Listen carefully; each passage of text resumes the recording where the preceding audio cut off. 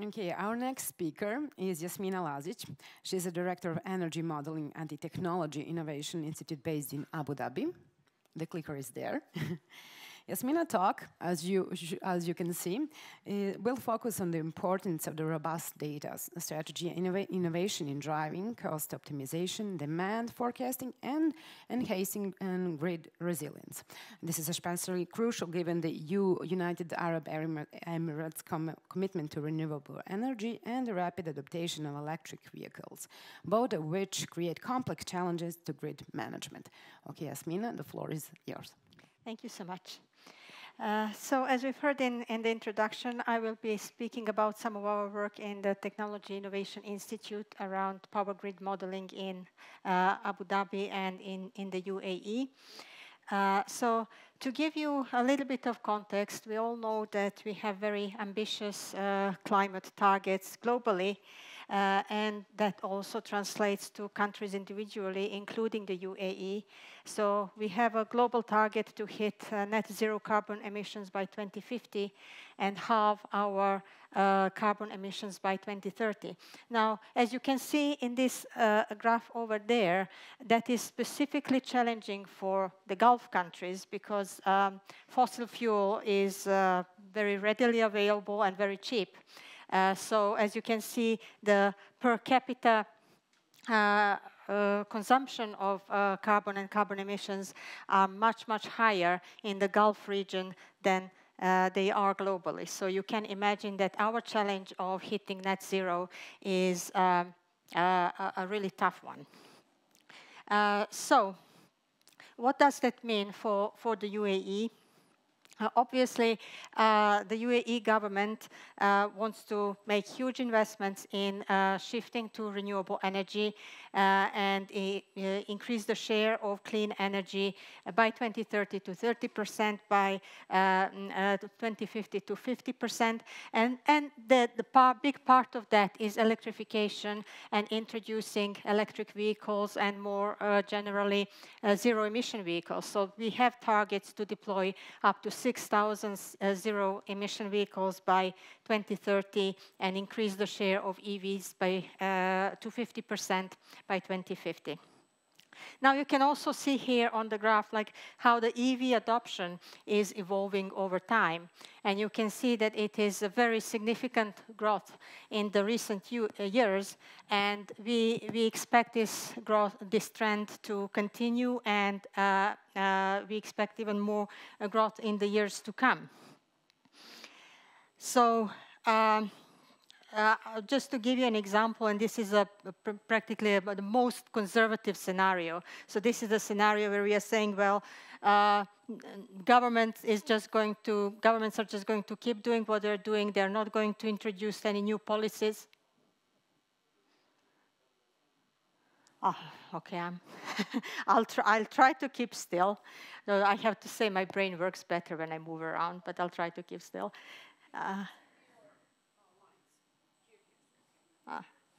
All right, okay.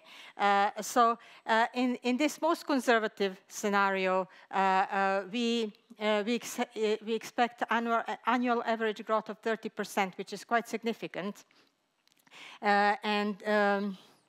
You can see the figures of how much we expect the number of electric vehicles to grow. And as I said, this is most conservative. So, and some countries have already committed to some policy changes. So this is going to be very likely even higher. But there are also other significant factors that drive the energy demand. So obviously we have huge population growth and urbanization. We have economic development. So that means that with population growth, every person is expected to actually grow their energy consumption. So, and obviously there is technology advancement and digitalization. So all this talk about AI and LLMs and all that, you can imagine how much more energy those data centers and those servers are going to consume. So it's very hard actually to predict what is the technology growth going to do to our energy demand.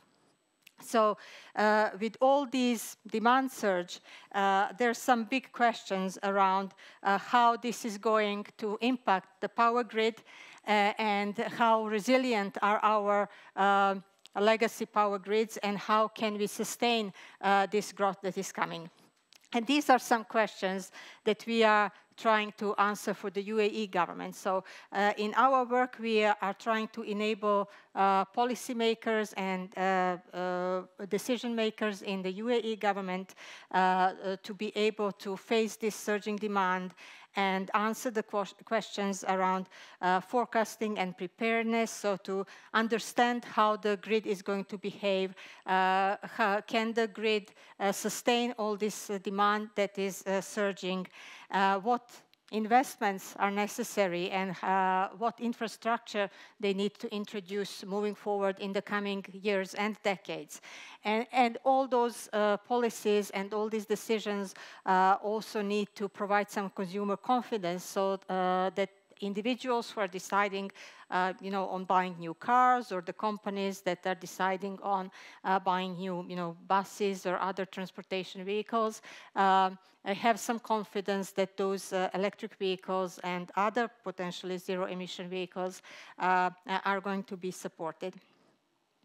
So, as we've seen on one side that we have a huge surging energy demand, and we have also very tough net zero emission targets, which are kind of two opposing objectives. So we need to grow our energy production. We need to grow our energy production significantly, but that new energy needs to come from renewable sources. So we need to expand the capacity of renewables. We cannot keep producing the energy from the same old sources with high carbon emissions. So I'm not going to talk about all energy sources that are going to be dominating in the future. Obviously, we are looking into solar, wind, hydrogen, and so on. But I do want to kind of pause on one part of this puzzle, and that is energy storage. And energy storage is critical because with renewable energy, and especially with sources like solar and wind, they can't go directly into the grid because they're so unpredictable. They literally depend on the weather, right? So you don't go straight from solar to the grid. You have to take the solar when it comes, put it to the storage, and then when demand rises and when you need to use that energy, then you take it from the storage. So storage is really critical part of this big picture and of this puzzle, and a lot of research is going into how do we build sustainable and large enough energy storage systems that can support this energy demand and expansion of renewables.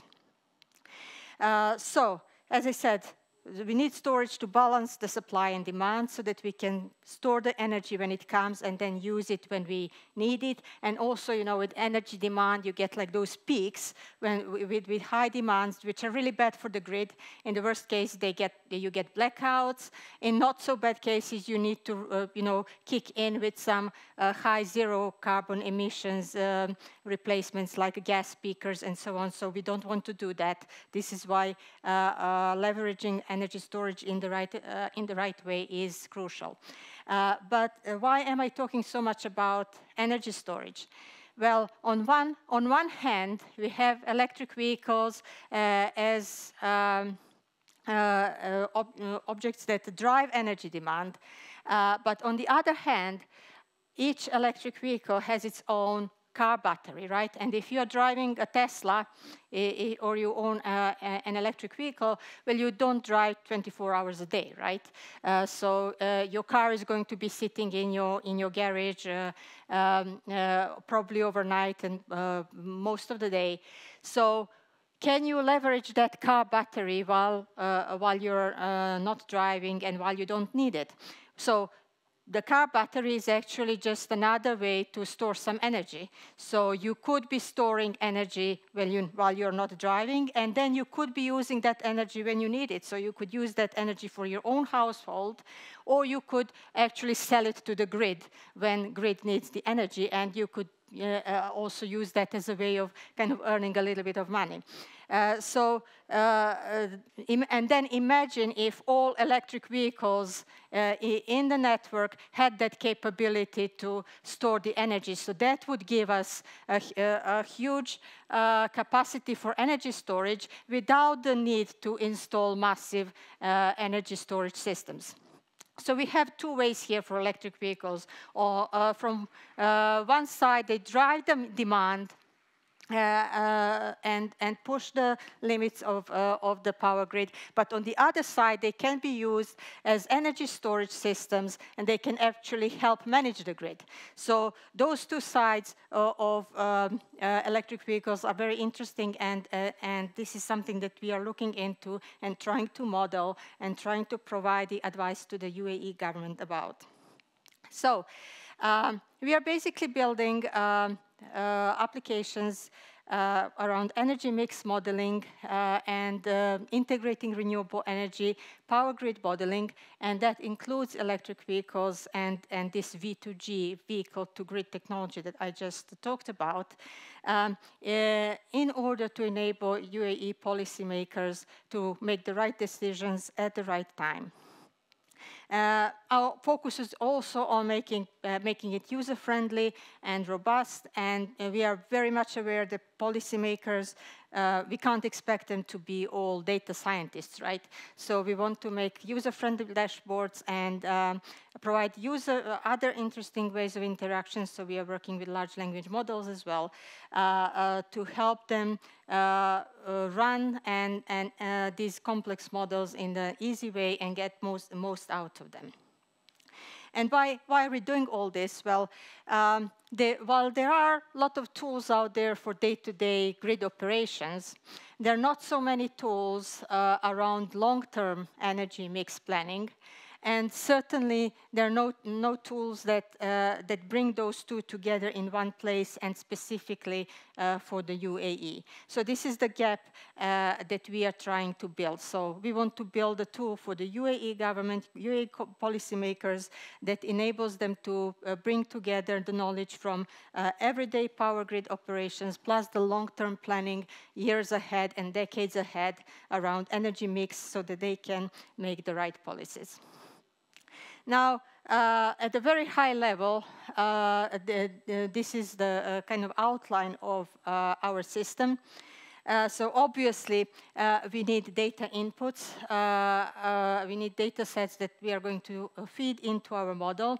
And then we have the modeling part, so various optimization models, demand forecasting models, graph neural networks for grid resilience, things like that.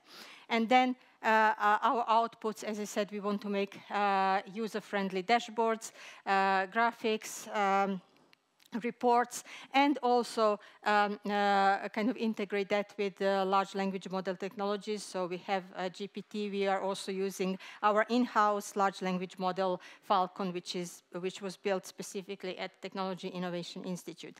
Now, I have to say here that actually what I found the most challenging part of this project was gathering the data. Because we have a challenge, and especially in the UAE, and I guess in the Middle East, that companies are very reluctant to release data sets. And there are very kind of rigid and strict requirements around data privacy and data security, and those legal contracts and NDAs take months and sometimes a couple of years. So it all takes ages. So our big challenge was to actually create a useful data set that we can start working from and that we can build some models from. So we had to be a little bit creative because we didn't have enough data from the actual companies. We had some, but that wasn't enough for the models that we wanted to build. So we combined that with publicly available data sets that were published by agencies like IRENA and other energy report companies. And then we had to kind of fill in the gaps and do some data augmentation and simulation to try and simulate how those data sets would look like in reality. So we are hoping that those data sets are similar enough to what we will have in reality. But I think that's one of the kind of first things that we want to test and try out once we start rolling out this to our pilot customers. And then on the LLM, I have to say, I did a similar presentation a couple of weeks in New Delhi, and a really interesting question came up was around, well, with LLMs, that they, as I mentioned in the beginning, that they are actually driving a big surge in energy demand because you need all these data centers and data servers and all that. So how does that fit into the renewable energy, and should we be promoting the use of this technology? Well, my answer to that was like, well, look, I don't think that we can stop what is happening in the world of AI and what is happening in the world of technology. I don't think that, yeah, well, maybe somewhere in some parts of the world, like Europe, what we saw in the previous presentation, can slow it down, but I don't think that is going to stop, and certainly in other parts of the world that's going to keep evolving very fast. So I would say that our strategy is that, accept that this revolution is happening, accept that this energy demand is going to come up. And actually, I think that it's even a big motivator. Take it as a big motivator to continue working on renewable energy expansion, because we will need even more energy, and it has to come from the renewables. So that is kind of my way to address this question. Just to kind of give you a little bit of flavor, some kind of a few snapshots from the applications that we are building. So as I said, we have a part that is kind of on the modeling of the power grid, things like generation, dispatch, storage, state of charge, carbon emissions, and so on. I have to say that at this stage, we are mainly focused on high voltage stations. So those networks are not as dense as if we were looking, if we were doing a deep dive on low voltage stations, but that is our ambition. So we do want to go granular, and we want to go down to kind of local grids and low voltage stations and be able to model that. Obviously, those networks will be much more populated, and the models will be much more demanding, but that's I would say, very interesting challenge. Then we have a part around energy mix modeling. This is where we are looking into different sources of renewable energy and how would that affect the overall energy mix and the planning that UAE government needs to do around that. So again, for example, this is just one snapshot. So if we have natural gas, so parameters that are relevant around that, startup costs, shutdown costs, generation efficiency, and so on. So, and we are looking into how all those things for different renewable and other energy sources are affecting the UAE power grid. And then, kind of specifically for EVs, if we are varying the number of EVs and the type of EVs, again, especially with the V2G technology, how does that affect the energy mix, and how does that help with storage and with the integration of renewable energy? So I mentioned some of the main features of our application. So as I said, we are very much focused on the end user, who is mainly a policymaker or someone or a grid operator, and we want to make their work as easy as possible.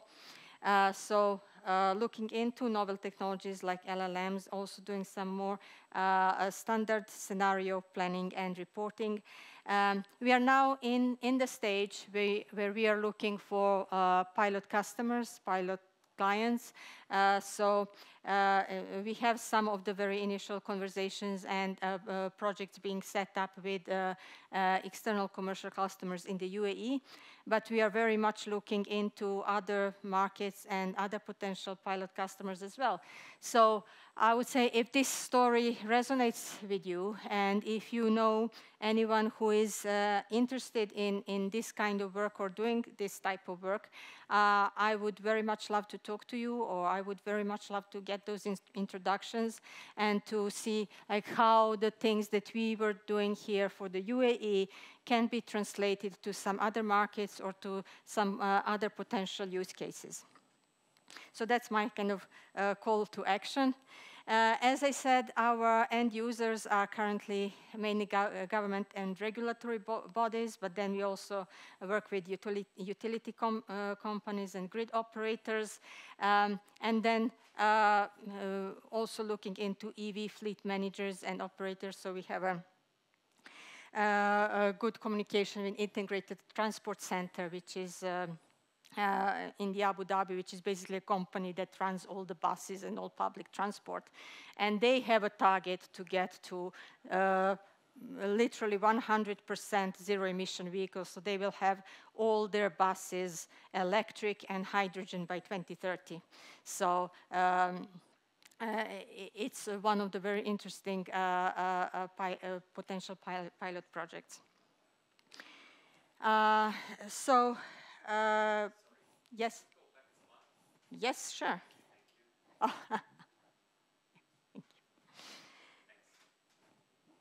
So I think this was kind of the main story that I wanted to tell here, and explain a little bit about our work and how data science and AI can be applied to these problems. I appreciate I talked a little bit more about the problem than about the solution, but any questions or any comments that you have, I would love to hear. Mm-hmm. Sure. Thanks for the presentation. We already talked yesterday that I work in energy in Austria, so it's interesting to see, that even it's a different continent, the challenges are the same, right? Coming to vehicle to grid, what from your experience, from what you see, what would you say is the single biggest challenge for the implementation of it? Is it like the technology readiness? Is it regulations, finances? What is the single biggest challenge?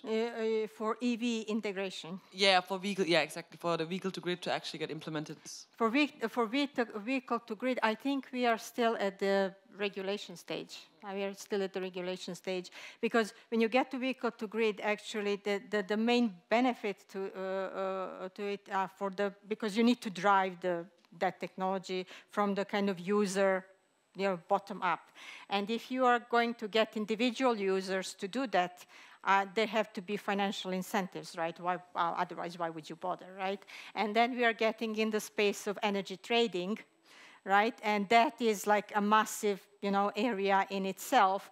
And there is lots of happening right there. And I know in the UK, because I used to live 16 years in the UK. I know that back there they're doing new regulations around renewable energy pretty much on a weekly basis, and so those energy trading contracts and rules and regulations are very complex, and not just complex, but they pretty much evolve in real time.